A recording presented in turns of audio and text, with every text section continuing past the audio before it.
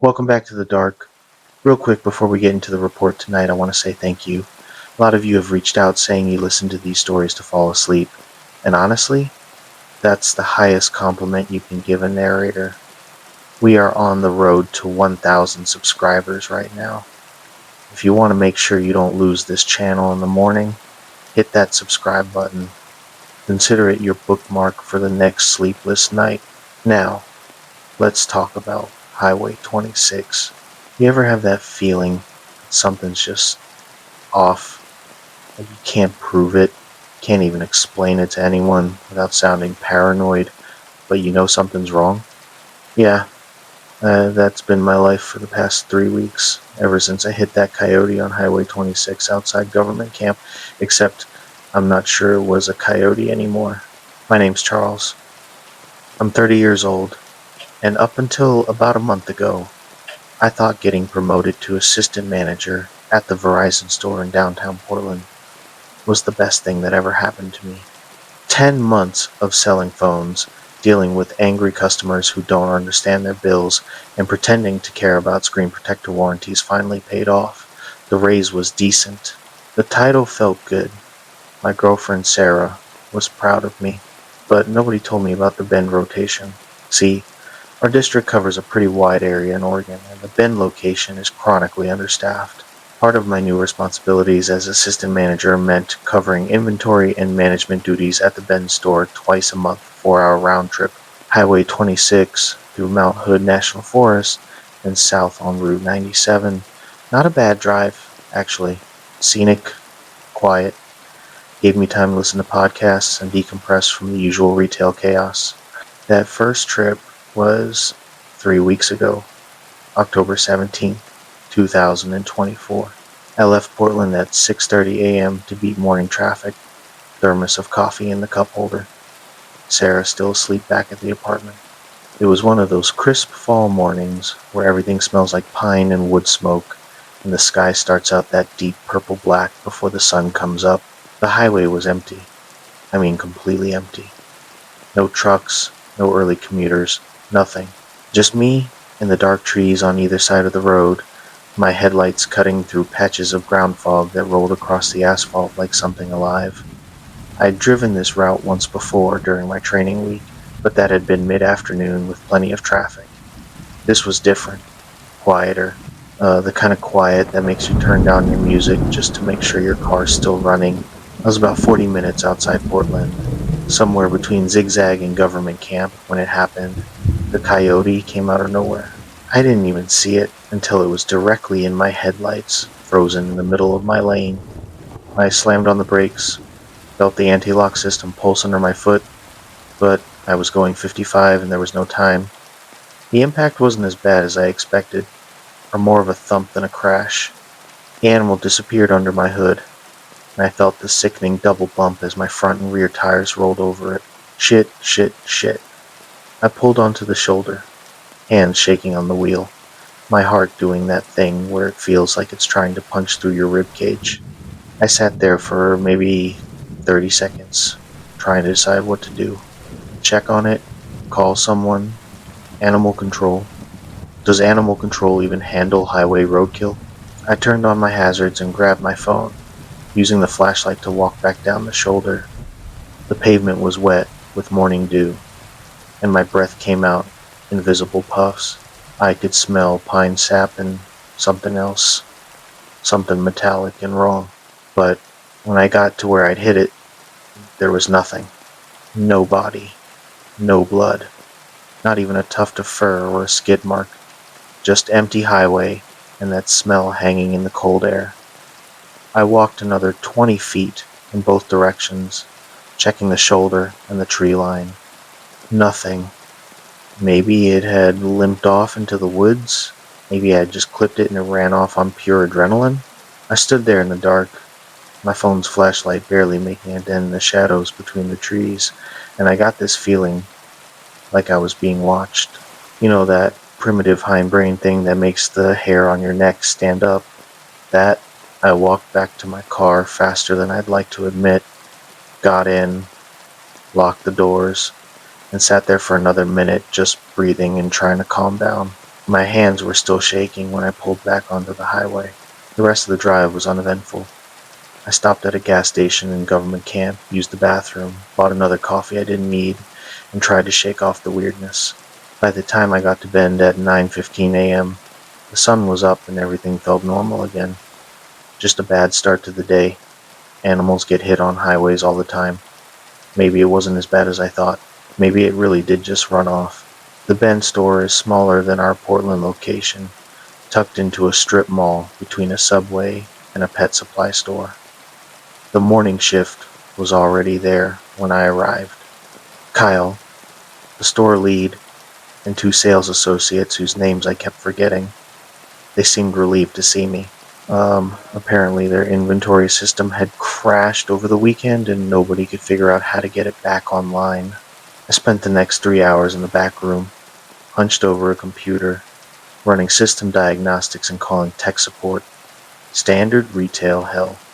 The kind of thing that makes you forget about strange highway encounters and focus on the immediate problem of explaining to corporate why we couldn't account for 15 iPhone cases. It was around 12:30 p.m. when the first weird thing happened. I was still in the back office, on hold with IT support, when Kyle knocked on the door frame. "Hey Charles, there's a customer out front asking for you specifically." I frowned. "Asking for me? Nobody knows I'm here today except you guys." Kyle shrugged. "Yeah, it's weird. He said he needs to talk to the assistant manager from Portland. Want me to handle it?" "No, it's fine. I need a break from this anyway." I put the support call on speaker and followed Kyle out to the sales floor. The customer was standing near the accessory wall, back to us, wearing a dark green jacket and a black baseball cap. Average height, average build, nothing remarkable. But when he turned around, I stopped walking. His face was, I don't know how to describe it, normal, like completely, utterly normal.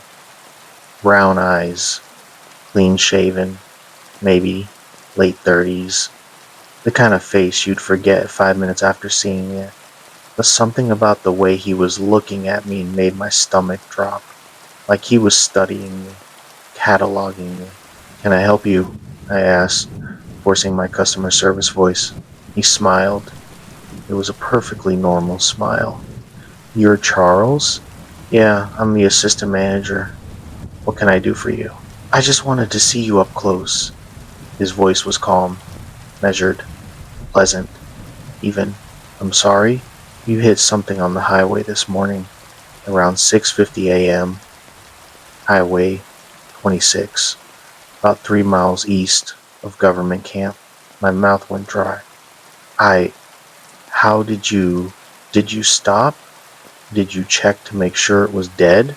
Kyle was looking at me now, confusion written all over his face. I could feel my hands starting to sweat. "I did stop. There was nothing there." I looked. The customer tilted his head slightly, like a dog hearing a strange noise. "Nothing there. Interesting. Did it occur to you that maybe it walked away? Look, I don't know who you are or how you know about that, but unless you need to buy something." "I don't need to buy anything, Charles." He took a step closer. "I just wanted to see the man who left me on the highway. I wanted to see your face so I'd remember it." He turned and walked toward the exit. Not quickly, not slowly, just walked, like he had all the time in the world. Kyle and I stood there watching him go, and just before he pushed through the door, he looked back over his shoulder. His eyes caught the fluorescent light wrong, just for a second. A yellow-green reflection, like when you take a picture of a cat with flash. Then he was gone. "What the hell was that about?" Kyle asked. I couldn't answer. My throat felt tight, and that smell from the highway, metallic and wrong, seemed to linger in the store, even though the guy was long gone. "I have no idea," I finally managed. "Probably just some weirdo. You get those." But I knew, somewhere deep in my gut, I knew that wasn't a person, and I knew I should have stopped. and made sure that Coyote was dead. The rest of the day in Bend was thankfully normal. I got the inventory system back online by 3 p.m., helped with a few customer issues, and was on the road back to Portland by 4:30. I told myself I was being paranoid about the customer. Coincidence, that's all. Maybe he'd seen me pull over on the highway. Maybe he was just a creep trying to mess with me. But I drove back a different route. Took Route 26 south to Route 97, then cut west on Route 26 again, avoiding that specific stretch where I'd hit the Coyote. Added an extra 40 minutes to my drive. I didn't care. Sarah was home when I got back to our apartment in the Hawthorne district around 7 p.m. She worked as a dental hygienist and usually got home around 6. She was in the kitchen making stir fry, and the normalcy of it, the smell of garlic and ginger, the sound of the TV in the living room, her humming along to some playlist, it made everything feel okay again. "Hey babe, how was Bend?" she called out when she heard me come in. "Long, boring, the usual." I dropped my keys on the counter and kissed her on the cheek. "I'm gonna shower. Dinner will be ready in 10. The hot water helped. I stood under the spray for probably 20 minutes, trying to wash off the day and convince myself I was being irrational. Weird customer, that's all. You work retail long enough, you get all types. The guy probably had some mental health issues. Maybe he'd been in a minor accident himself and was projecting. Maybe he'd seen my Verizon badge and made a lucky guess about my route. By the time I got out, dried off, and put on sweats, I almost believed it. We ate dinner on the couch, watching some cooking competition show that Sarah loved and I pretended to follow. She told me about a difficult patient who'd needed 3 numbing shots and still complained the whole time. I told her about the inventory system crash, leaving out the part about the strange customer. No need to worry her with that. Around 9:30 p.m., my phone buzzed with a text. "Unknown number. Asterisk, asterisk, you should have stopped. Charles. Asterisk, asterisk." I stared at the screen, my chopsticks frozen halfway to my mouth. "Everything okay?" Sarah asked. "Yeah, just work thing." I deleted the text and turned my phone face down on the couch. Probably just spam, or that creepy customer somehow got my number. I'd block it later. But 10 minutes later, another text. Asterisk, asterisk, I know where you live. Asterisk, asterisk. This time I blocked the number immediately. My hands were shaking again. Sarah noticed. "Charles, what's wrong? You look like you saw a ghost." "I'm fine. Just tired. Long day." I forced a smile. "I think I'm gonna head to bed early." I couldn't sleep. I lay there in the dark, Sarah breathing softly beside me, and I kept thinking about that customer's eyes, the way they'd reflected the light, the way he'd tilted his head, the smell that had seemed to follow him. Around 2 a.m., I heard something. Scratching.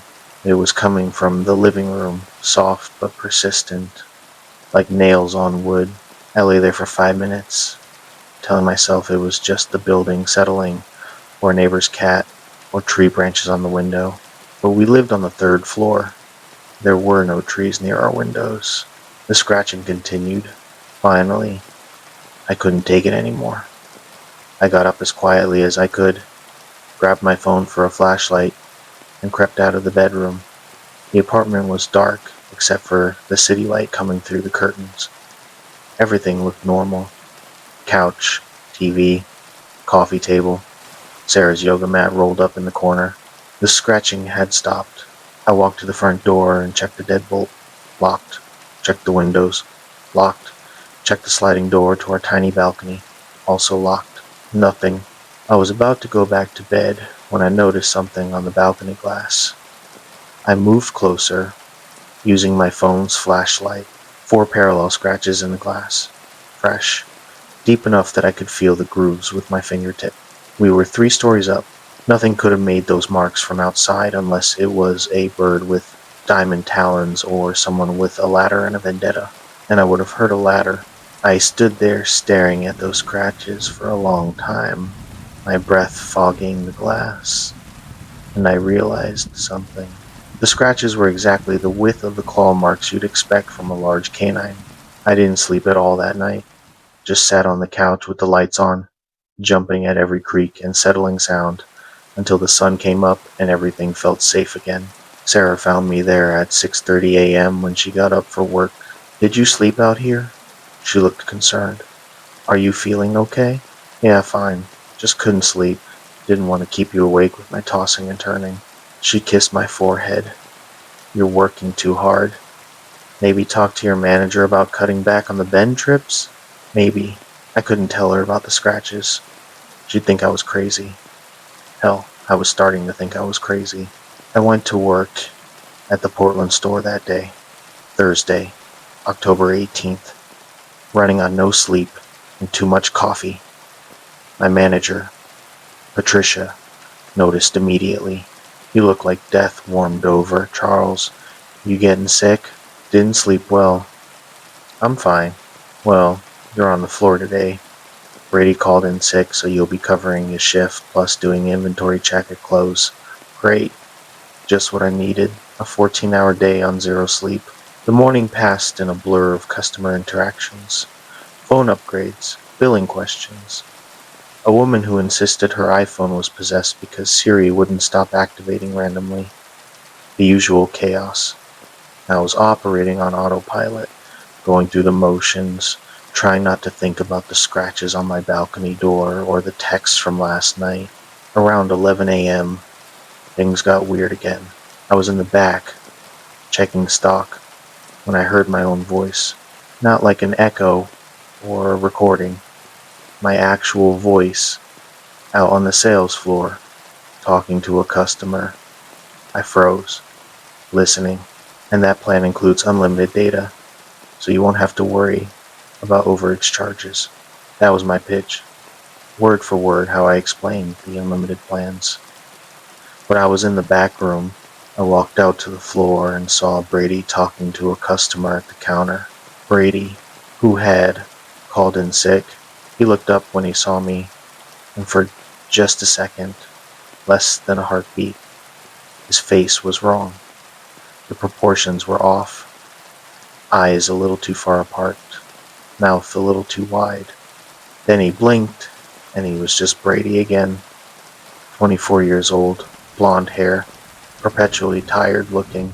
"Charles, hey, I thought you called in sick," one of the other associates, Jennifer, said from behind me. "What? No."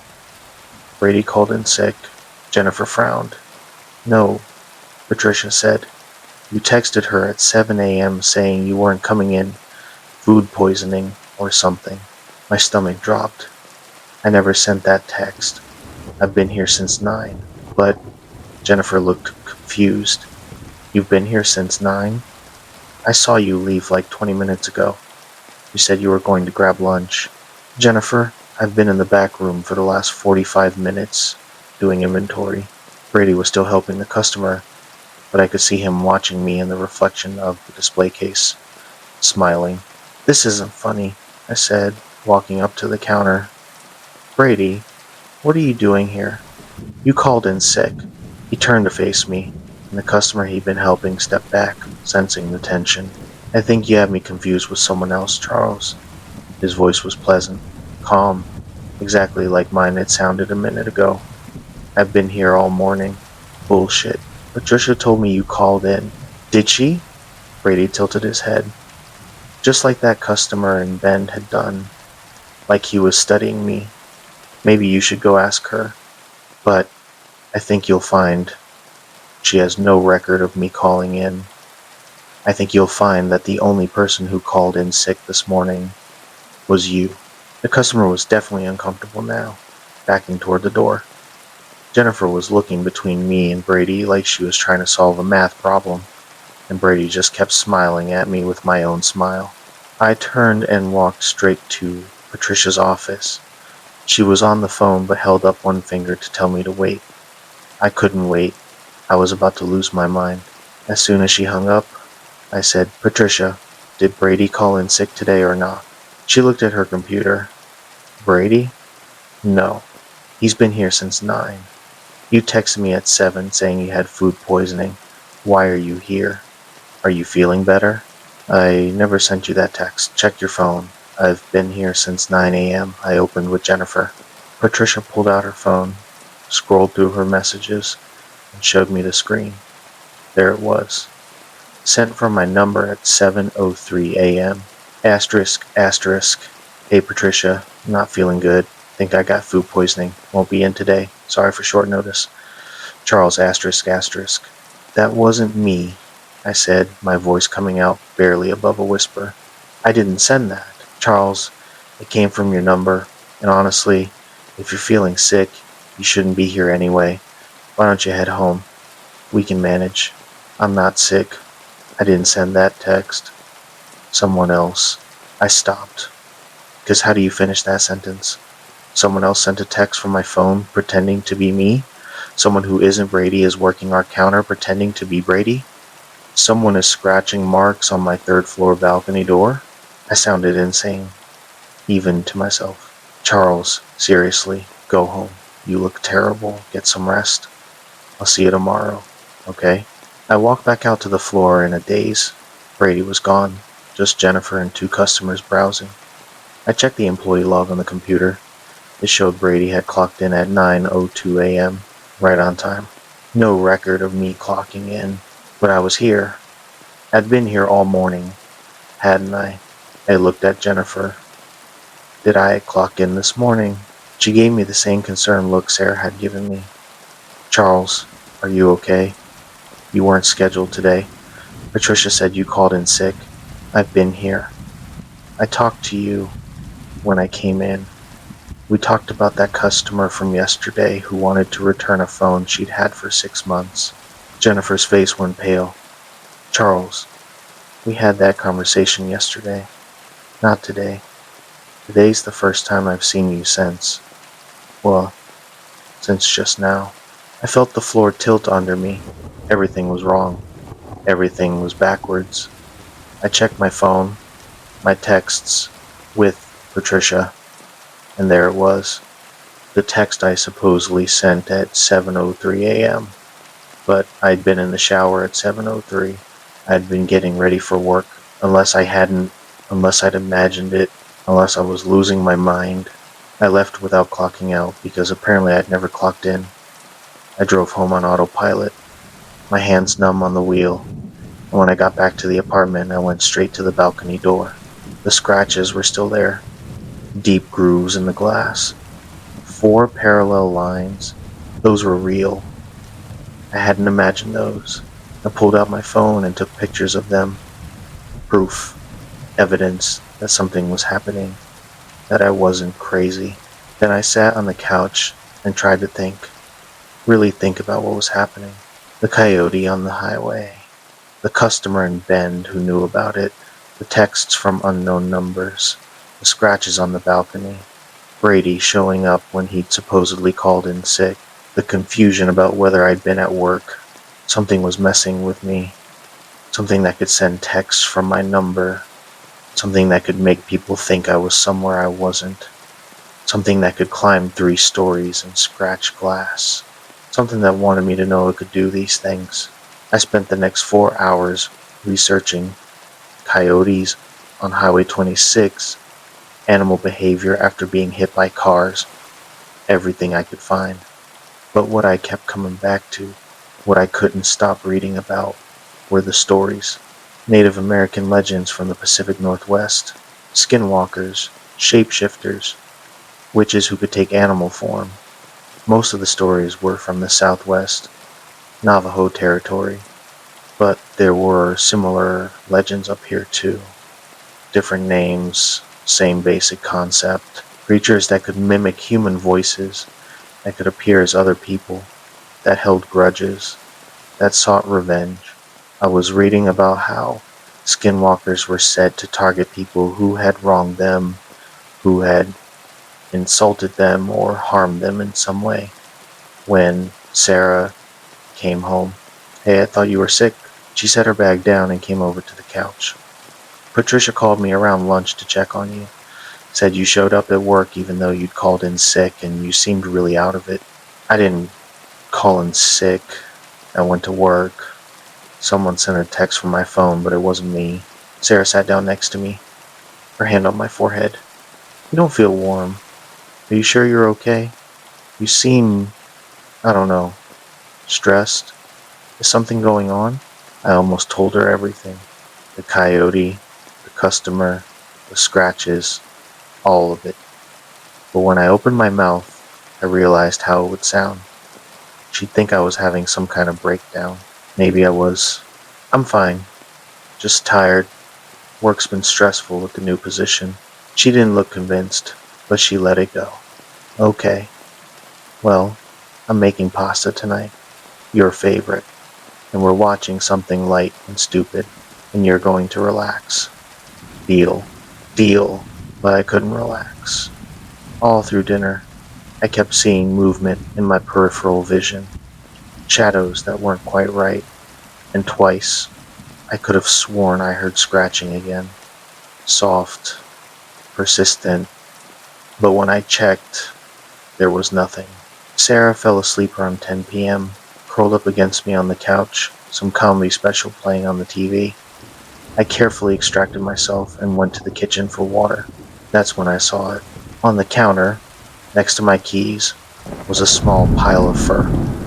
Brown and gray, coarse and thick. Coyote fur. I hadn't put it there.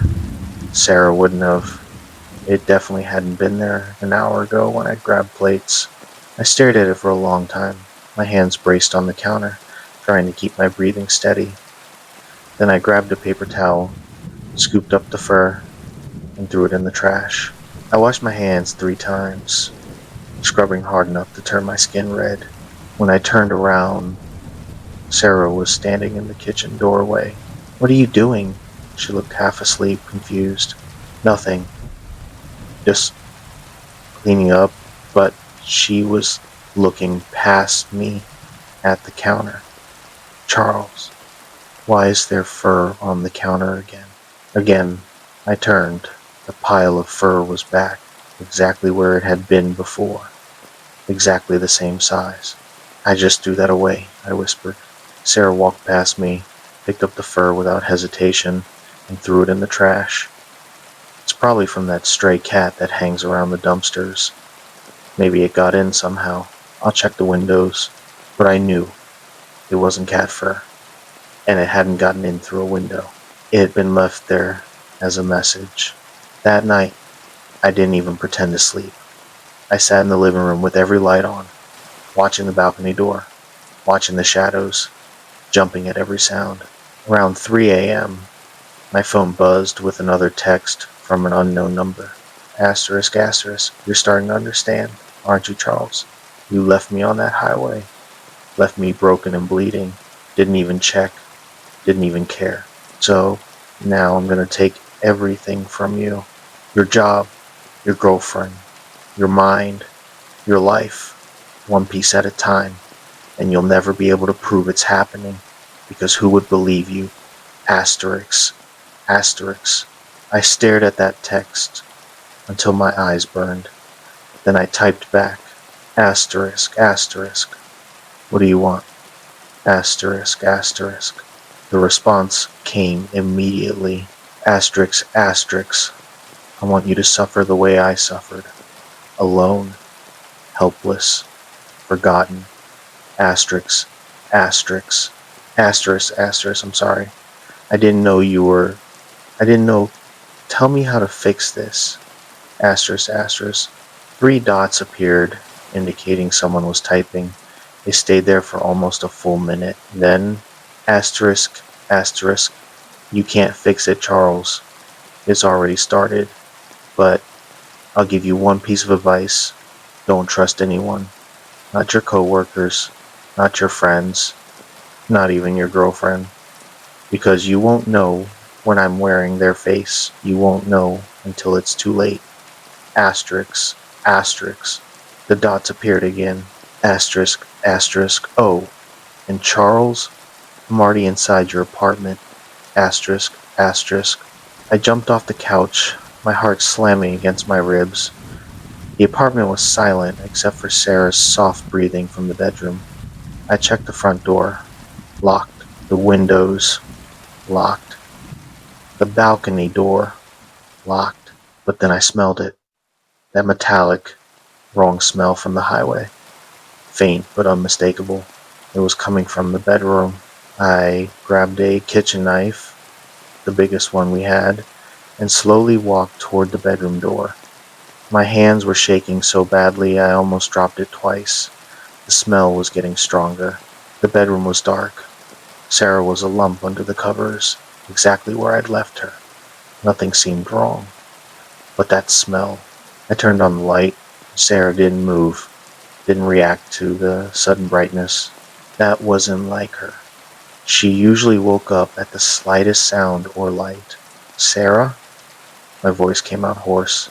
The lump under the covers didn't respond. I walked closer, the knife held out in front of me, like it would do any good against whatever was in my bed. Sarah, wake up. Nothing. I reached out with my free hand and pulled back the covers. It was Sarah. Definitely Sarah. Same dark hair, same facial features, same pajamas, but her eyes were open, staring straight up at the ceiling, unblinking, and they were reflecting the light from the bedside lamp with that same yellow-green glow I'd seen in the customer's eyes in the bin. I stumbled backward, the knife clattering to the floor. What did you do to her? The thing wearing Sarah's body sat up slowly, mechanically, like it was learning how joints worked. When it spoke, it used Sarah's voice, but the cadence was wrong. Too measured, too careful. She's fine, Charles. She's sleeping. Dreaming. She doesn't know I'm here. Doesn't know I'm wearing her. Like a coat. Do you want to see? Get out of her. Get out. It tilted Sarah's head, and I heard vertebrae crack in a way that made my stomach turn. I'll leave her. For now. But I want you to know, I can come back anytime. Anytime I want. And you'll never know if the Sarah you're talking to is really Sarah. You'll never be sure. That's the gift I'm giving you, Charles. Uncertainty. Forever. Sarah's body went slack and collapsed back onto the bed. For 10 seconds, she didn't move, didn't breathe, and then she gasped, her eyes returning to normal, and sat up looking confused and disoriented. Charles, what? Why are you standing there? What time is it? I couldn't speak, couldn't move. I just stared at her, looking for any sign that it was still in there, that it was still wearing her. Babe, you're scaring me. What's wrong? She got out of bed and reached for me, and I flinched backward. The hurt that flashed across her face was real. I could see that. But how could I be sure? How could I ever be sure again? I'm fine, I managed. Bad dream. Really bad dream. She tried to hug me, and I let her, but I kept my body stiff. I kept watching her eyes for that telltale reflection. They seemed normal. They seemed like Sarah's eyes, but I couldn't be certain, and that, I realized, was exactly what I wanted. We went back to bed, but I didn't sleep. I lay there next to Sarah, or the thing, pretending to be Sarah, and I thought about that text. Asterisk, asterisk, I'm gonna take everything from you. Asterisk, asterisk. It wasn't just threatening me, it was demonstrating what it could do, showing me that nowhere was safe, no one was safe, that it could be anyone, anywhere, anytime. By the time the sun came up on Friday morning, I'd made a decision. I needed to know what I was dealing with, not just folklore and internet forums. I needed real information, and I knew exactly where to start. Sarah got ready for work like it was a normal day. She kissed me goodbye at 7 a.m., told me she loved me, reminded me to eat something for breakfast. I watched her leave, studying every movement, every word, looking for something off. I couldn't find anything. She seemed like Sarah, completely normal, but that didn't mean anything anymore. I waited until 7:30, then called Patricia and told her I needed to take a personal day. She didn't sound happy about it, But after yesterday's incident, she didn't push back. Probably thought I was having some kind of mental health crisis. Maybe I was. I drove out to the Warm Springs Indian Reservation, about 2 hours southeast of Portland. I'd done enough research last night to know that if anyone would have answers about what was happening to me, it would be someone who actually understood the traditional beliefs of the region, not some folklore website or horror movie interpretation. The reservation was beautiful in the morning light: rolling hills, pine forests, the Deschutes River cutting through the landscape. I found the tribal administration building and spent 20 minutes explaining to a very patient receptionist that I needed to speak with someone about, and this is where it got tricky: traditional spiritual matters. She gave me a look that I couldn't quite read. Skepticism, concern, pity, maybe all three. We don't really do consultations with non-tribal members about spiritual matters, she said gently. Especially not about, let me guess, skinwalkers? I nodded, feeling my face heat up with embarrassment. She sighed. Every couple of months someone comes in here after watching too many horror movies or reading creepypasta asking about skinwalkers. It's disrespectful to our traditions, and honestly, it's exhausting. I understand. I'm sorry. But this isn't, I'm not some horror tourist. Something is actually happening to me. Something that started after I hit an animal on Highway 26, and now I stopped, realizing how insane I sounded. Never mind. I'm sorry for wasting your time. I turned to leave, but she called out, "Wait, Highway 26? Your government camp?" I turned back. "Yeah, about 3 miles east." Why? Her expression had changed. She was taking me seriously now. What day was this? October 17th, early morning, around 6:50 a.m. She was quiet for a long moment, then picked up her phone and made a quick call. I couldn't hear what she was saying, but she kept glancing at me. After a minute, she hung up. "Someone will be out to talk to you in a few minutes. Have a seat." I sat in one of the waiting room chairs, my leg bouncing nervously, trying not to think about what I'd tell Sarah if she found out I'd driven 2 hours to a reservation to talk about supernatural creatures. She'd definitely think I was losing it. 10 minutes later, an older man emerged from a back office. He had to be in his 70s, with long gray hair pulled back in a ponytail, wearing jeans and a flannel shirt. His face was deeply lined, but his eyes were sharp and focused. "Charles?" His voice was gravelly but kind. "I'm Raymond. Come with me." I followed him to a small conference room. He closed the door and gestured for me to sit. Sarah at the front desk said you hit something on Highway 26 on October 17th. Tell me exactly what happened. Don't leave anything out. So I did. I told him about the drive to Bend, the impact, finding nothing on the road, the customer at the bin store with the reflecting eyes, the texts, the scratches on my balcony, Brady appearing when he'd supposedly called in sick, the confusion about whether I'd been at work, the fur on the counter, and Sarah, or what had been wearing Sarah's face, in my bedroom at 3 a.m. Raymond listened without interrupting, his expression neutral. When I finished, he was quiet for a long time. "You're not crazy," he finally said.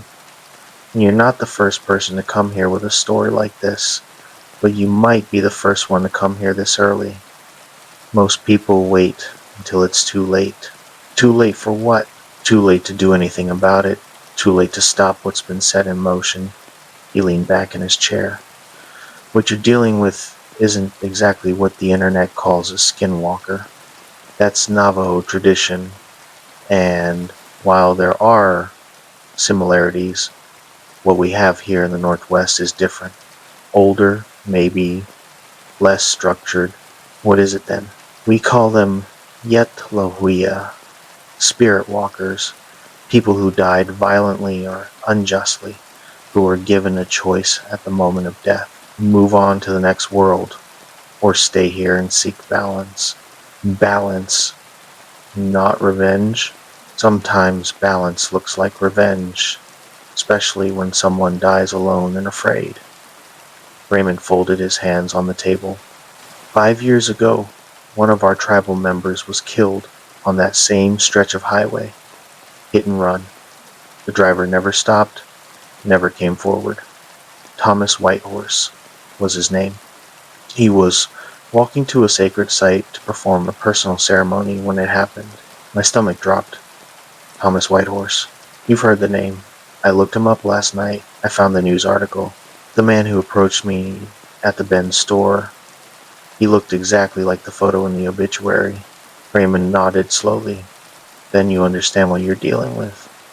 Thomas was a good man, a healer, but dying like that, alone on the highway, watching the sun come up while his life bled out, it changed him, or changed what he became. So he thinks I'm the person who killed him. But I wasn't even living in Oregon 5 years ago. I didn't hit him. I hit a coyote, or I thought I did. Did you? Raymond's gaze was intense. Or did you hit something that was shaped like a coyote at that moment? Spirit walkers can take many forms. Animal forms are easiest, most comfortable. He probably walks that highway as a coyote most nights, watching for cars, testing drivers. Testing them for what? To see if they'll stop, to see if they'll check on what they hit, to see if they care enough to make sure it's really dead, or if they'll just drive away like the person who killed him did. Raymond's expression was grim. You stopped. You got out. You looked. That should have been enough. But apparently, it wasn't. So what do I do? How do I stop this? You can't stop it. Not directly. A spirit walker who's chosen revenge over peace. They're bound to their anger until they choose to let it go, or until they complete their purpose. Complete their purpose? You mean kill me? Not necessarily kill, but destroy us. Take everything you value. Make you feel the way they felt. Alone, helpless, forgotten. Raymond stood and walked to the window, looking out over the reservation. But there might be another way. Tell me. Thomas chose to stay because he wanted the person who killed him to face consequences.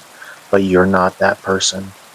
If you can prove that to him, if you can help him find the actual driver, he might release his claim on you. How am I supposed to find someone who committed a hit and run 5 years ago? The police couldn't find them. The police were looking for a human who made a mistake. You need to look for someone who made a choice. Someone who saw a person in the road and decided not to stop. That kind of choice leaves marks. What kind of marks? Raymond turned back to me.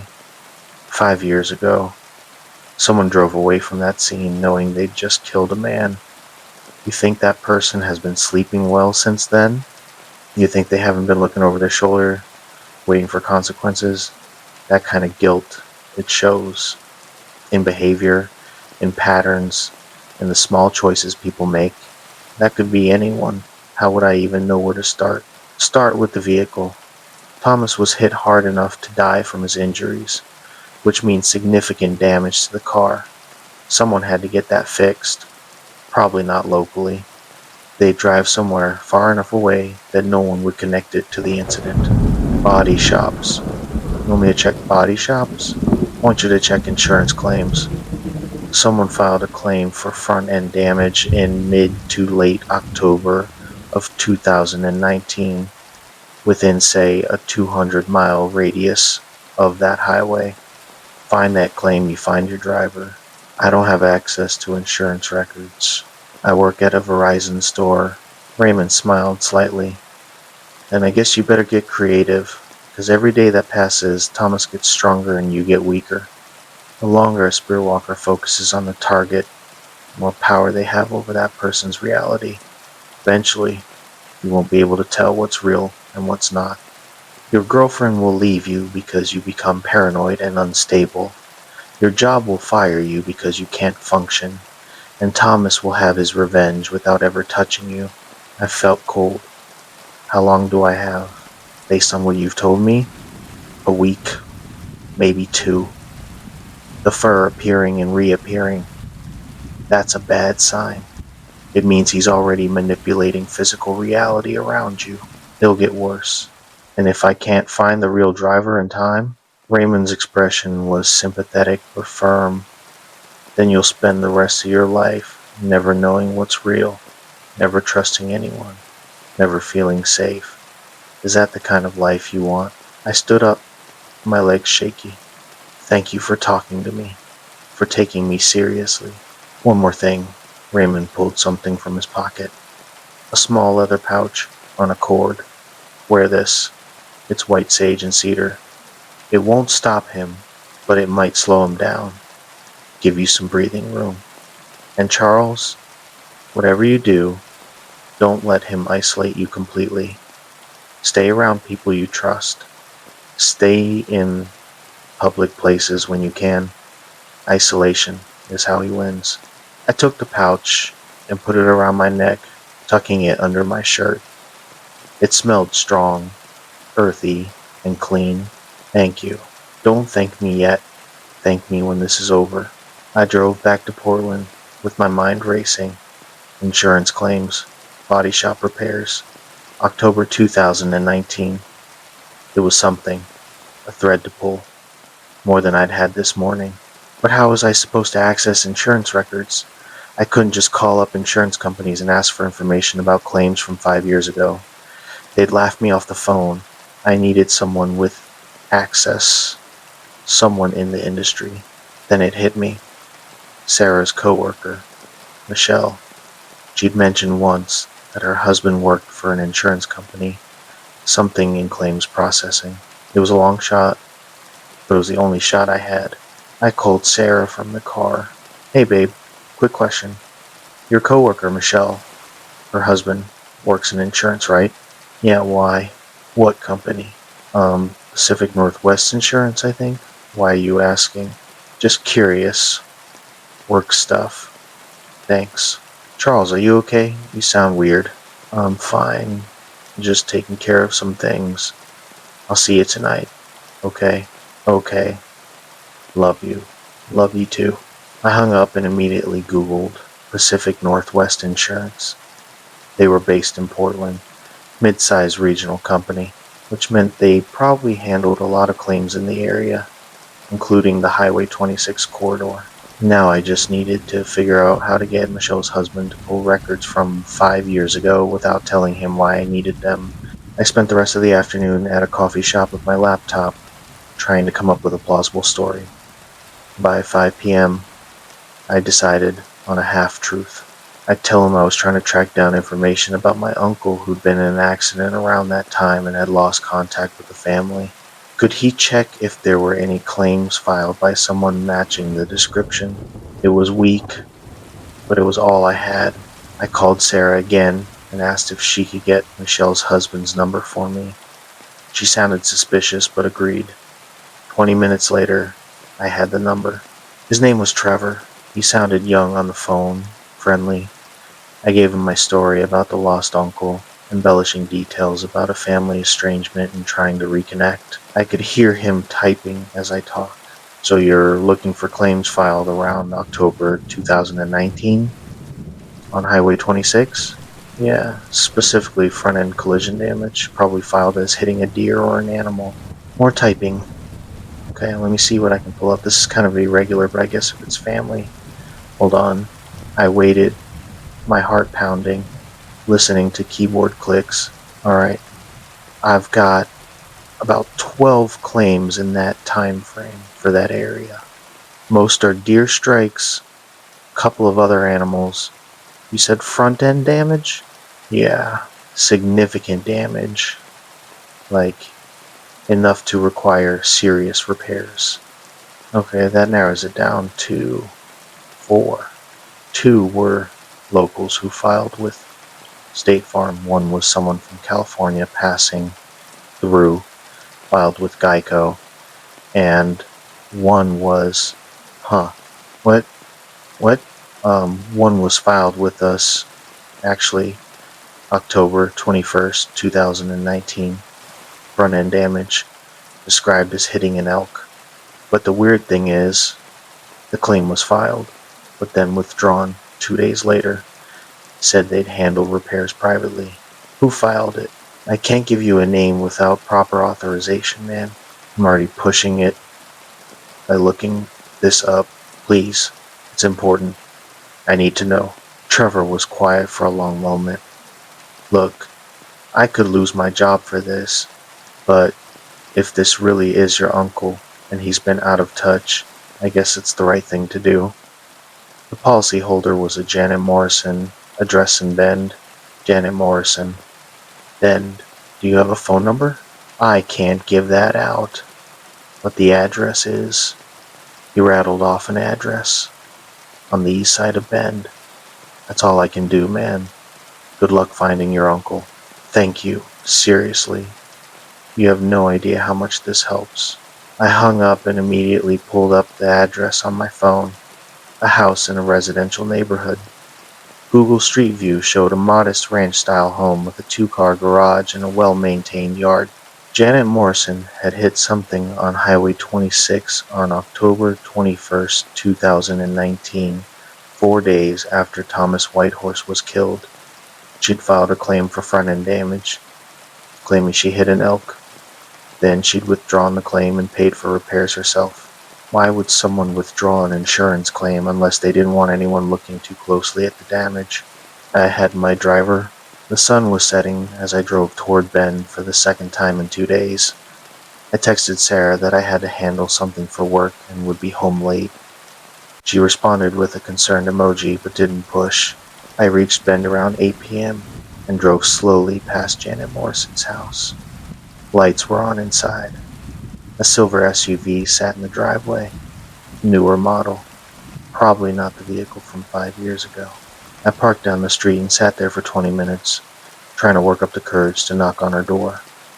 What was I going to say? Hi, I think you killed a man 5 years ago, and now his ghost is trying to destroy my life? But I had to try. Raymond had been clear. I had a week, maybe 2, before I lost the ability to distinguish reality from whatever Thomas was making me see. I walked up to the front door and rang the bell. A woman in her 50s answered, tired eyes, graying hair pulled back in a ponytail, wearing scrubs. She looked like she'd just gotten home from a long shift. Can I help you? Janet Morrison? Yes, my name is Charles. I need to talk to you about something that happened 5 years ago on Highway 26. The color drained from her face. She tried to close the door, but I put my hand up. Please, I'm not a cop. I'm not trying to get you in trouble, but I need to know what happened that morning because someone is coming after me, and I think it's because they think I'm you. She stared at me for a long moment, her hand still on the door. Then she stepped back and let me in. The house was neat, modest, family photos on the walls, a cat sleeping on the couch.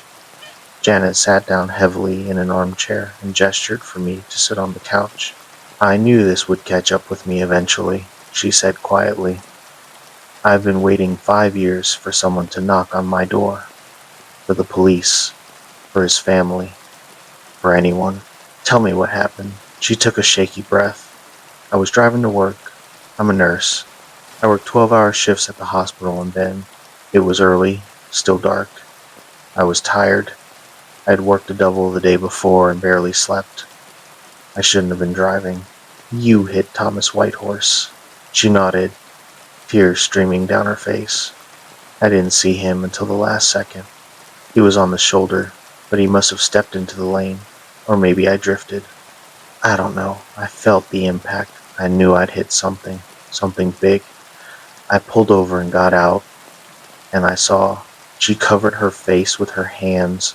I saw a man lying in the road, and I panicked. I checked for a pulse. There wasn't one. I thought he was already dead. I thought there was nothing I could do. And I was terrified of losing my nursing license, of going to jail, of destroying my life. So I I got back in my car and I drove away. You left him there. I left him there, and I've lived with it every single day since. The guilt, the shame, the nightmares. I quit drinking coffee because I'm afraid if I get tired while driving, I'll do it again. I've donated thousands of dollars to Native American charities trying to, um, I don't know, atone somehow. But nothing helps. Nothing makes it better. He wasn't dead when you left him, I said quietly. He died hours later, alone on that highway. Janet made a sound like a wounded animal. Oh God, oh God. I killed him. I really killed him. His name was Thomas Whitehorse. He was a healer, a good man, and his spirit has been walking that highway ever since, looking for you. She looked up at me, her eyes red and swollen. Looking for me? What do you mean? So I told her everything. The coyote I'd hit, the customer in Bend, the texts, the scratches, the possessions, the way Thomas was slowly destroying my sanity. He thinks I'm you, I finished, or he doesn't care. He's so angry, so broken by what happened that anyone who doesn't stop is guilty. Janet was shaking. What do I do? How do I fix this? I don't know, but I think he needs to hear it from you. He needs you to acknowledge what you did. He needs justice, even if it's just the truth. I'll do anything. Tell me what to do. I pulled out my phone. First, you're gonna confess on video everything you just told me. Then we're gonna go to that highway together, and you're gonna face him. Will he kill me? I don't know. Maybe. But I know if we don't do this, he'll keep destroying lives. Mine now. Someone else's next. It has to end. Janet nodded slowly. Okay. Let me write a note for my daughter in case I don't come back. She went into the other room, and I sat there on her couch, my hands shaking, trying to process the fact that I had actually found her. That this broken, guilt-ridden woman was the reason Thomas Whitehorse had become a monster. She came back 10 minutes later with a sealed envelope. I'm ready. I recorded her confession on my phone. She spoke clearly, looking directly at the camera, admitting everything. The hit and run, the cover-up, the 5 years of guilt. When she finished, I saved the video and backed it up to the cloud. Let's go, I said. We drove in separate cars to Highway 26. I led, she followed. The highway was dark and empty, just like it had been the morning I'd hit the coyote. We parked near the spot, that same 3-mile marker east of government camp, and got out. The night was cold and still. No wind, no sound except our breathing and the tick of cooling engines. Now what? Janet whispered. Now we wait, and when he comes, you tell him the truth. We stood on the shoulder for 5 minutes, then 10. The smell started to build. That metallic, wrong smell I'd come to associate with Thomas. Janet noticed it too. What is that? That's him. Movement at the tree line. Something large stepping out of the shadows. Janet gasped and took a step backward, but I grabbed her arm. Don't run. You run, and he'll chase you forever. The creature that stepped onto the highway was the same thing I'd seen in the Ben store and in my bedroom, but worse, fuller, more solid, as if every day of tormenting me had made it stronger.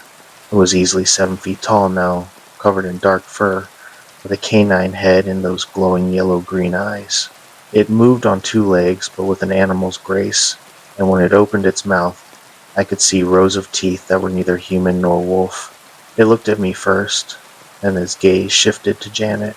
She fell to her knees, on the pavement, sobbing. I'm sorry, she choked out. I'm so sorry. I hit you. I left you.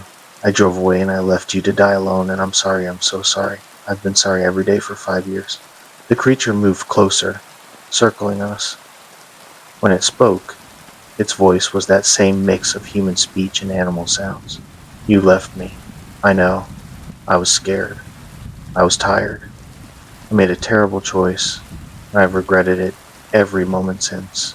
But that doesn't fix it. Nothing can fix it. I'm sorry. Do you know what it's like? The creature's voice was louder now, more human, filled with rage and pain. To lie on cold asphalt watching the sun rise, feeling your life drain away, calling for help that never comes. To watch cars drive past people who could save you but don't even slow down. Do you know what that does to a soul? No, I can't imagine. I'm sorry. Sorry isn't enough. The creature roared, and Janet flinched. Sorry doesn't bring back the 5 years I should have had. Sorry doesn't undo the choice you made to save yourself instead of me. You're right, it doesn't. So tell me what will. Tell me what I can do to make this right, and I'll do it. The creature stopped circling and stood directly in front of Janet. You can suffer the way I suffered. You can die the way I died. Alone and afraid and forgotten. Janet looked up at the creature, tears streaming down her face. If that's what you need, then do it. I won't fight you. I won't run. I deserve it. The creature raised one massive clawed hand, and I held my breath, certain I was about to watch this woman die. But then it stopped. Why? The creature's voice was smaller now, more human. Why confess? Why come here? Why face me? Because it's what I should have done 5 years ago. I should have stopped. I should have called for help. I should have stayed with you. I should have faced the consequences, and I didn't. So I'm facing them now. The creature lowered its hand. You're not him. Janet looked confused. What? You're not the Charles. The one who hit me 3 weeks ago. The one I've been tormenting. No, I said, stepping forward. I'm Charles, but I'm not the one who killed you. She is. Janet Morrison. October 17th, 2019. The creature turned to me, and for a moment I could see the man underneath, Thomas Whitehorse, healer and spiritual leader, looking at me with exhausted, ancient eyes. I know. I've always known. I could smell the guilt on her from the beginning. But the rage doesn't discriminate. You didn't stop either. You hit me, and you left. I hit a coyote, or I thought I did, and I did stop. I got out. I looked, and there was nothing there. Because I ran, Thomas said quietly. I was testing you, seeing if you'd care enough to check. You did. You stopped, and that should have been enough. But I was so angry, so consumed by what she did. He looked at Janet, what you did, that I couldn't let it go. I wanted everyone to suffer. Everyone who drives that highway without thinking about who they might hurt. I understand, Janet said, and I'm ready to face whatever judgment you think is right. But please, leave him alone. He didn't do anything wrong. Thomas was quiet for a long time. Then he shifted, the fur receding, the animal features fading, until Thomas Whitehorse stood before us in human form. Older, tired, but human. Justice, he said softly. For 5 years I've wanted justice. But this, he gestured at himself, at his spirit walker form. This isn't justice. This is just spreading the same pain that was done to me. Raymond was right to send you. You know Raymond? He's been trying to reach me for years, trying to convince me to let go, to find peace. But I wasn't ready to listen. Thomas looked at Janet. You need to turn yourself in. Confess to the police. Face actual consequences, not supernatural revenge. Janet nodded immediately. I will. Tomorrow, I'll tell them everything. And you, Thomas turned to me. You need to tell people what happened here. Tell my story.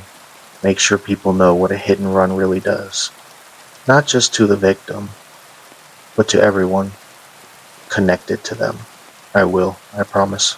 Thomas took a deep breath, and I could see him fading, becoming translucent. It's time for me to go, to really go, to stop walking this highway looking for revenge. He looked at Janet one last time. I forgive you, not because you deserve it, but because I need to, for me, so I can finally rest. Thank you, Janet whispered. Thomas Whitehorse smiled, and then he was gone. Just gone. No dramatic exit, no special effects, just a man who finally chose peace over rage. Janet and I stood on that empty highway for a long time, neither of us speaking. Finally, she said, I meant what I said. I'm going to the police tomorrow. I know, and I'll testify if you need me to. I have your confession recorded. Good. I don't want any way out of this. I need to face it. We drove back to Bend in silence. I followed her to her house to make sure she got home safely, then started the long drive back to Portland. It was almost 3 a.m. when I walked into my apartment. Sarah was asleep, but she'd left a note on the kitchen counter.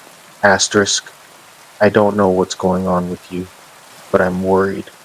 Please talk to me. I love you. S. Asterisk. I sat on the couch and cried for the first time since this whole thing started. Relief, exhaustion, fear, all of it pouring out. Sarah found me there in the morning, still in my clothes from yesterday, the note clutched in my hand. Charles, she sat next to me, her hand on my back. What's happening? Please tell me. So I did. I told her everything, and I expected her to think I was crazy, to leave, to call a doctor. But she just listened, and when I finished, she held me. That's the most insane thing I've ever heard, she said, but I believe you, because I've seen how scared you've been, how off everything's felt lately, and I trust you. 2 days later, the news broke. A Bend nurse had walked into the police station and confessed to a 5-year-old hit and run that had killed Thomas Whitehorse. The case that had gone cold was suddenly reopened. Janet Morrison was arrested, charged, and eventually pled guilty. I testified at her sentencing about what Thomas had become, about the spiritual consequences of her choice. The judge looked at me like I was insane, but Janet confirmed everything I said. She got 3 years. It seemed light for killing someone, but she'd cooperated fully, and the prosecutor said without her confession they had no case at all. Thomas Whitehorse's family held a memorial service. I attended. Raymond was there, and he nodded at me from across the room. Afterward, he approached me. You did good, he said. Thomas is at rest now. I can feel it. The highway is quiet again. How can you tell? Because Yedolaya leave a mark on a place. A weight. That stretch of 26 has felt wrong for 5 years. As of 2 nights ago, it feels normal again. I drove that highway one more time, a week after everything happened. Back to the Bend store for my regular rotation. The drive felt different, lighter, normal. No metallic smell, no sense of being watched. Just a highway through beautiful forest. But I still stopped when I saw a deer at the side of the road, and I'll always stop, always check, because I learned that the things we hit and leave behind, they don't always stay behind, and some debts can only be paid with acknowledgement, with presence, with caring enough to stop. I wish I could say that was the end of it, that Thomas found peace, Janet faced justice, and I went back to my normal life selling phones and complaining about difficult customers. But the thing about surviving something supernatural, it changes you. It leaves marks that don't show up on the surface but run deep underneath. The nightmares started about a week after Thomas disappeared. Not every night, just often enough that I started dreading sleep. I'd dream I was back on that highway, watching Thomas die. Or I'd dream that Janet never confessed, that Thomas was still out there, still wearing Sarah's face, or Brady's face, or my own face. I'd wake up, gasping, checking Sarah's eyes in the dark to make sure they weren't glowing yellow-green. She was patient about it, more patient than I deserved. but I could see the concern in her face when she thought I wasn't looking. The way she'd pause before answering my questions, like she was calculating whether I was asking because I genuinely wanted to know or because I was checking to see if she was really her. "You need to talk to someone," she said one morning over coffee. It was mid-November, almost a month after everything had happened. "A therapist. Someone who specializes in trauma." "A therapist is going to think I'm delusional if I tell them I was stalked by a shape-shifting ghost." "Then don't tell them that part. Tell them you witnessed something traumatic, that you've been having nightmares and trust issues and you need help processing it. You don't have to mention the supernatural stuff." She was right, of course. She usually was. So, I made an appointment with a therapist named Dr. Reeves, who specialized in PTSD. I went in expecting to lie, to carefully edit my story into something that sounded plausible.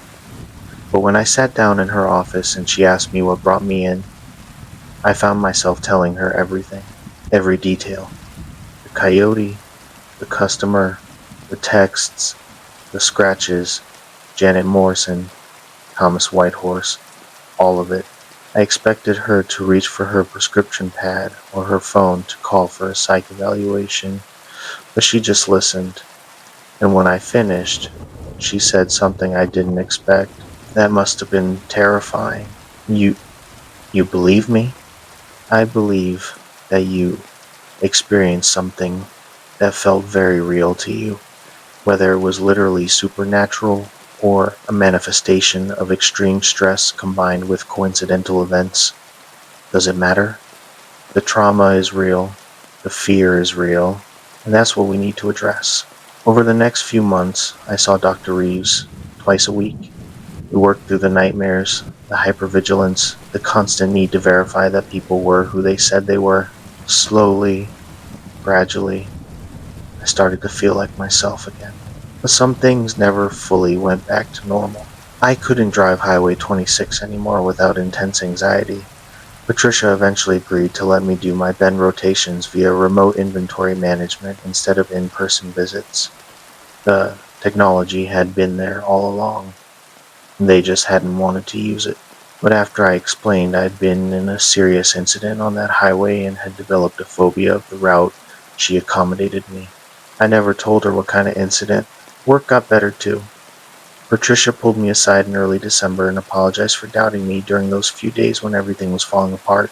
Apparently several customers had called back to say they'd made mistakes in their complaints, that I'd actually been very helpful. The confusion about me calling in sick had been resolved when IT discovered a spoofing issue with our tech system. I knew it hadn't been a spoofing issue, it had been Thomas, but I let them believe the technical explanation. It was easier that way. Brady never mentioned the day he'd supposedly been me. When I asked him about it once, carefully, he looked genuinely confused. "What are you talking about? I was here that whole day. You were the one who called in sick, remember?"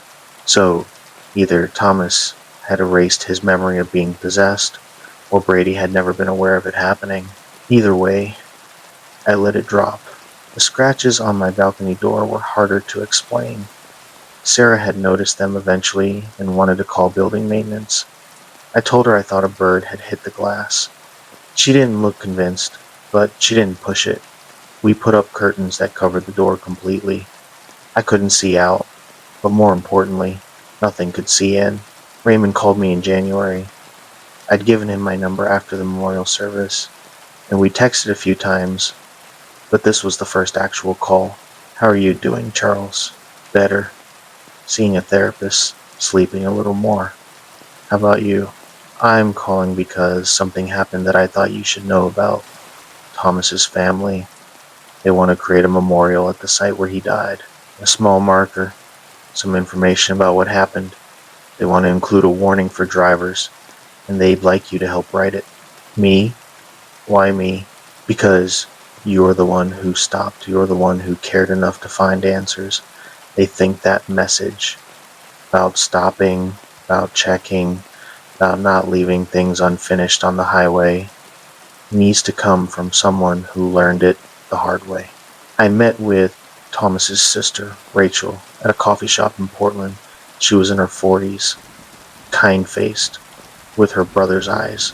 We talked for 2 hours about Thomas, about what he'd been like before he died, about the hole his death had left in their family. "I'm glad you found Janet," she said. "I'm glad someone finally got her to face what she did. It doesn't bring him back, but it matters. Justice matters." "Your brother taught me that," I said, "in his own way. He would have liked you before, before all this. He would have appreciated that you stopped, that you tried." Together, we drafted the text for the memorial marker. It took several revisions to get it right, to balance honoring Thomas's memory with warning future drivers without revealing too much about what Thomas had become.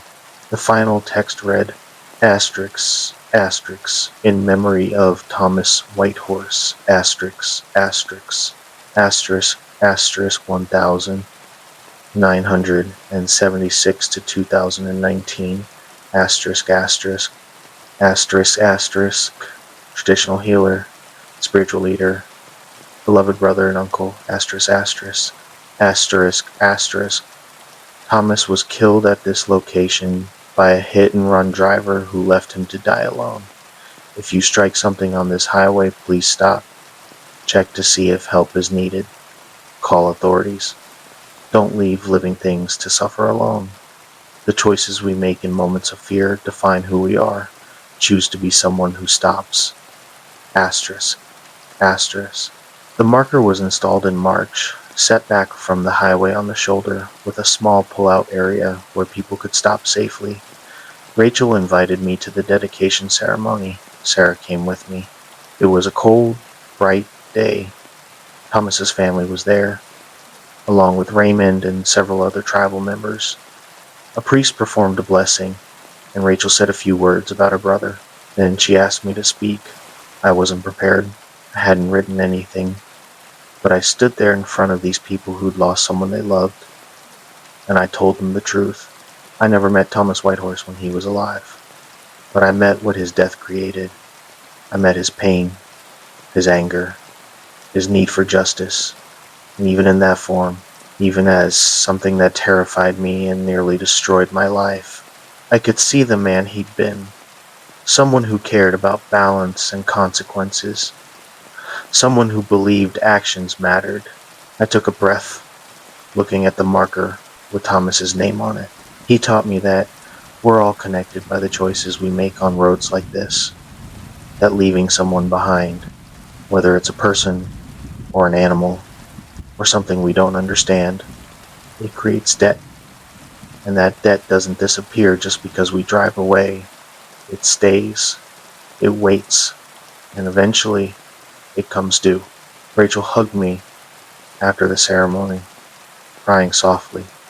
Thank you for stopping, for caring, for finding answers when no one else would. Sarah held my hand on the drive back to Portland.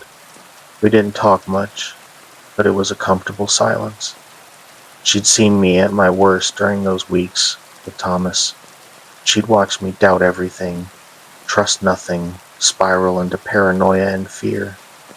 And she'd stayed. "I'm proud of you," she said as we crossed into Portland city limits. "For what? For surviving, for fighting to find the truth, for being the kind of person who stops." Life went on. Spring turned to summer. I got another promotion at work, senior assistant manager, which came with a better raise and no more bend rotations at all. Sarah and I moved to a bigger apartment in southeast Portland, one on the ground floor with no balcony. I told her it was because balconies were overrated. She didn't argue. The nightmares faded. Not completely, but enough that I could sleep through most nights without waking up in a panic.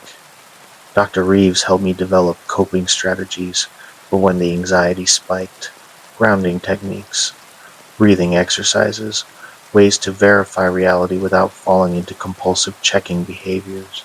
I thought about Thomas often, about Janet Morrison, who was serving her sentence at the women's prison in Wilsonville. I'd written to her once, a few months after her sentencing, just to tell her that Thomas had found peace. She wrote back thanking me and saying she was using her time in prison to volunteer with victim advocacy groups, sharing her story as a cautionary tale. It wasn't redemption exactly. You can't redeem yourself for leaving someone to die, but it was something, an acknowledgement, an attempt to prevent others from making the same choice. In August, almost a year after everything happened, I was driving to work when I saw something that made me pull over. A man standing on the side of Interstate 5, next to a car with its hazards on, looking distressed. Nothing supernatural about it, just a broken down car and someone who needed help. I pulled onto the shoulder behind him and got out. "You okay? Need me to call someone?" The man looked relieved to see me. "Yeah, um, I think my battery's dead. I was about to call AAA, but my phone's at like 2%. Use mine." I handed him my phone. "Take your time." While he called for roadside assistance, I put out flares and stood watch to make sure no one rear-ended his car. Basic highway safety stuff. The kind of thing people should do but often don't because they're in a hurry or don't want to get involved. After AAA arrived and got him sorted out, he tried to give me money for helping. "No need," I said. "Just, if you see someone else broken down, stop and check on them. That's payment enough." Driving away, I felt something loosen in my chest, some tight knot of fear that had been living there for months. I'd stopped for someone who needed help, and it had been normal. No glowing eyes, no supernatural consequences, just one person helping another. That's when I realized Thomas's final gift to me. He taught me that stopping matters, that checking matters, that caring about what happens to others, even strangers, even in inconvenient moments, is what separates us from the kind of person who leaves someone dying on a highway. I started stopping more often after that, for stranded motorists, for injured animals, for anything that looked like it might need help. Sarah teased me about becoming a highway guardian angel, but she understood why I did it. Some debts can only be paid forward. In October, on the 1-year anniversary of hitting the coyote, I drove out to Thomas's memorial. I'd asked Sarah if she wanted to come, but she said this felt like something I needed to do alone, and she was right. The memorial was well maintained. Someone, probably Rachel or other family members, had left fresh flowers. I added my own, white roses, because Dr. Reeves had suggested creating rituals around anniversaries of traumatic events could help with processing. I stood there for a long time, looking at Thomas's name carved into the stone, thinking about everything that had happened. The fear, the paranoia, the way my whole sense of reality had been shattered and slowly rebuilt. The cost of one moment of not being sure what I'd hit. I kept my promise. I said out loud to the empty highway, "I've been telling people your story, warning them to stop, to check, to care. I hope that counts for something. I hope you're at rest." The wind picked up, rustling through the pine trees. Just wind. Nothing supernatural. Nothing ominous. Just the natural sound of air moving through a forest. But I felt lighter, like some final thread connecting me to those terrible weeks had finally been cut. I got back in my car and drove home carefully, consciously, paying attention to every shadow on the road, not out of fear, but out of respect, because I'd learned that every shadow might be something that needs help. Every unexpected movement might be someone's loved one, someone's friend, someone who deserves to be stopped for. Sarah was making dinner when I got home. Something smelled incredible. Her grandmother's recipe for chicken and dumplings. "How was it?" she asked, stirring the pot. "Good, sad, necessary, all of the above." "You doing okay?" I thought about it honestly. The nightmares had stopped weeks ago. The hypervigilance had faded to normal caution. The compulsion to constantly verify people's identities had been replaced with healthy trust. I could drive at night without panic. I could see someone in my peripheral vision without assuming they were something wearing a human face. "Yeah," I said, and meant it. "I think I actually am." That night, I slept through without waking once. No dreams of highways or glowing eyes or Thomas Whitehorse, just deep, restful sleep. The next morning, I went to work like normal, helped customers, handled inventory, did all the mundane things that make up an ordinary life. And it felt good, really good, to be normal again. To be someone whose biggest worry was hitting sales targets, not determining whether coworkers were secretly skinwalkers. But I never forgot, and I never stopped stopping. A few months later, I was driving home late from a concert with Sarah when we saw a dog limping on the side of the road. Without hesitation, I pulled over. "Wait in the car," I told Sarah. "Dogs in pain can bite." But this dog was friendly, just scared and hurt. Someone's pet, judging by the collar. Hit by a car, probably, and left by someone who didn't want to deal with it. I called animal control, wrapped the dog in a blanket from my trunk, and waited with it until help arrived. Sarah sat next to me on the roadside, her hand on my back, not saying anything, just being present. "You're a good person," she said as the animal control van drove away with the dog. "I'm trying to be. Thomas taught me that much." "Thomas taught you to be terrified and paranoid." "No, Janet Morrison taught me that." "Thomas taught me that the things we leave behind don't stay behind, that consequences exist, even when we can't see them, that stopping matters." Sarah kissed my cheek. "Then I'm glad you learned it, even if I wish you learned it in a less traumatic way." We drove home, and I felt at peace. Really, genuinely at peace.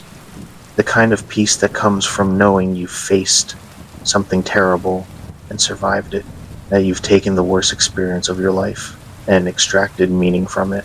I thought about Thomas Whitehorse often, about Raymond and Rachel and Janet Morrison and everyone touched by that one moment of choice on a dark highway, about how one person's decision to drive away had created ripples that affected dozens of lives over 5 years.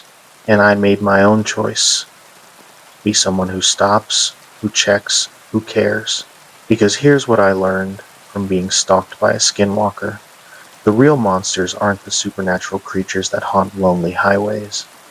The real monsters are the choices we make when we think no one is watching, when we convince ourselves that leaving something behind won't matter, that no one will know, that we can escape consequences by simply driving away.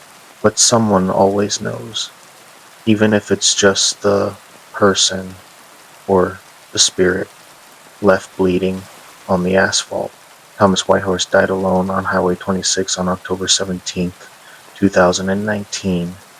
Janet Morrison drove away and let him die. And for 5 years, his spirit walked that highway seeking justice, creating new victims out of anyone who reminded him of the person who'd wronged him. I was almost one of those victims, but I'm not. I'm someone who stopped, someone who checked, someone who cared enough to find answers even when it terrified me. And now I'm someone telling you this story as a warning. If you ever hit something on a dark highway, anything, even if you're not sure what it was, even if you're scared or late or tired, stop, get out, check, call for help if needed, stay with whatever you hit until you're absolutely certain it's dead or until help arrives. Because the things we leave behind on lonely roads don't always stay behind. Sometimes they follow us home. Sometimes they become something worse than what they were. And sometimes they destroy us one piece at a time until we can't tell what's real and what's revenge. Don't be the person who drives away. Be the person who stops. That's the lesson Thomas Whitehorse taught me during 3 weeks of absolute terror. And it's a lesson I carry with me every day. Every time I see something on the road. Every time I have the choice between involvement and avoidance, I choose involvement. Every single time. because I never want to be the reason someone else becomes what Thomas became. I never want my choices to create that kind of pain, that kind of rage, that kind of transformation from human to monster. So I stop, I check, I care. And I'm telling you this story now, a year and a half after it happened, because I want you to do the same. I want you to remember Thomas Whitehorse. I want you to remember that hit and runs have consequences beyond the immediate victim, that the person you leave behind might have a family who never gets closure, might have gifts to offer the world that are lost, might have pain that transforms into something that seeks revenge on innocent people. Don't create that pain. Don't be that person. Just stop. It's the simplest thing in the world. Pull over, get out, check, and if what you hit is beyond help, at least stay with it, bear witness. Acknowledge that a life ended on that road and that it mattered. That acknowledgement, that simple act of caring is sometimes all that stands between peace and haunting, between moving on and staying behind, between justice and revenge. I learned that the hard way. You don't have to. So, if this story resonated with you, if it made you think about the choices you make on the road, I'd appreciate it if you'd hit that like button and subscribe to hear more stories like this, real experiences from real people who've encountered things that shouldn't exist but do, things that teach us lessons we'd rather not learn but desperately need to know. Drop a comment below if you've ever had an experience that taught you the importance of stopping, of checking, of caring. I'd like to know I'm not alone in carrying these lessons forward. And remember, the next time you're driving late at night and you see something in your headlights, something that might be an animal or might be something else, don't hesitate. Don't rationalize. Don't convince yourself it's fine to keep driving.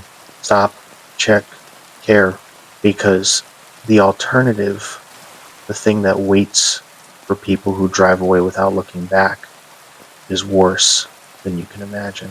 Trust me, I know. My name is Charles. I'm 31 years old. I work at a Verizon store in Portland, Oregon. And for 3 weeks in October of 2024, I was stalked by the vengeful spirit of a man I never met. A man who died because someone else made the choice I almost made. The choice to keep driving, to assume everything was fine, to prioritize my comfort over checking on what I'd hit. I got lucky. I stopped. I looked.